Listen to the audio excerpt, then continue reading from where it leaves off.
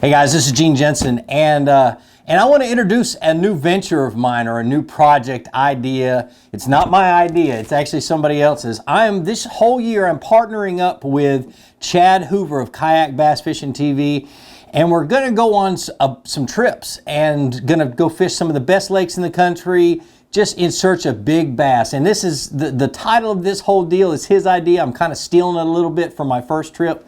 But we're calling it Toad Trips instead of Road Trips, in search of big bass. And each of these trips, I'm going to take you through the whole thing. It's going to be like a documentary of the trip.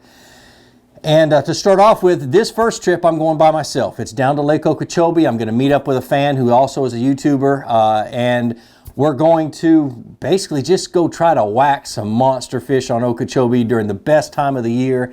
And with this very first video, I'm going to show you how I prepare, all the research that I do, and tackle prep and things like that. This may split up into a couple of videos, but the very first part of this video is going to be about computer research and the things I do on the computer to make it to where I'm prepared when I get down there and I kind of understand how to fish. First of all, my background. I have never fished Lake Okeechobee. I have never fished a natural lake, what they call a fishbowl lake in Florida, full of grass, full of all kinds of different things. It's a whole different world to me.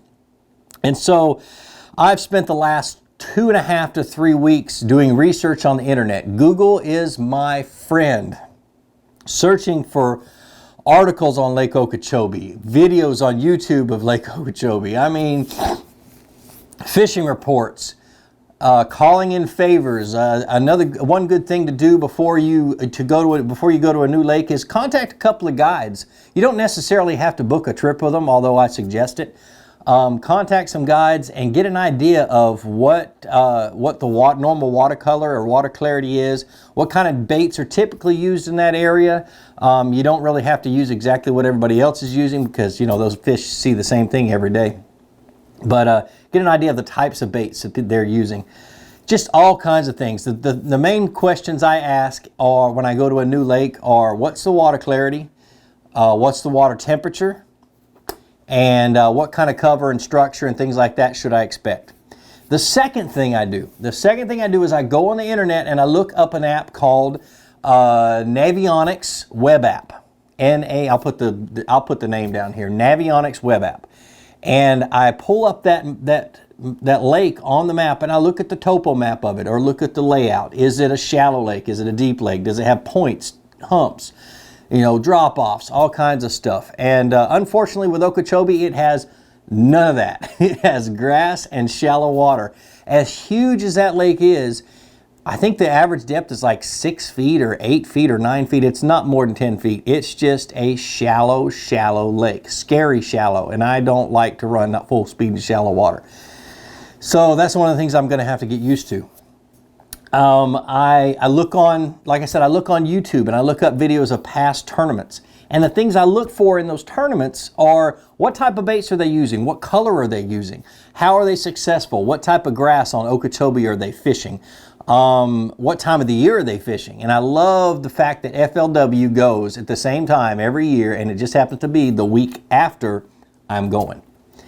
And so I kind of know by watching the coverage of their videos, I got an idea of what to bring, where to look, and what the different weather conditions, how the different weather conditions affect the fish.